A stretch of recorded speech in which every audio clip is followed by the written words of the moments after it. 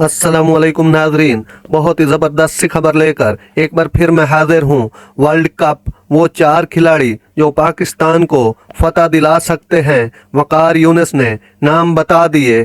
पाकिस्तान के साबिक कप्तान और माया नाज फास्ट बॉलर वकार यूनिस ने मौजूदा पाकिस्तानी कौमी स्क्वाड में 4 ऐसे खिलाड़ियों के नाम बता दिए हैं जो टीम को फतह से हमकिनार करने की सलाहियत रखते हैं। वेबसाइट क्रिकेट पाकिस्तान को इंटरव्यू देते हुए वकार यूनिस ने कहा कि बाबर आजम, शाहीन शाह अफरीदी, इमामुल हक और फ़खर जमान ऐसे खिलाड़ी हैं जो टीम को मैच जितवाने की सलाहियत रखते हैं। वकार यूनिस का कहना था कि पाकिस्तान की मौजूदा टीम आइंदा वर्ल्ड कप का दबाव बर्दाश्त करने की सलाहियत रखती है।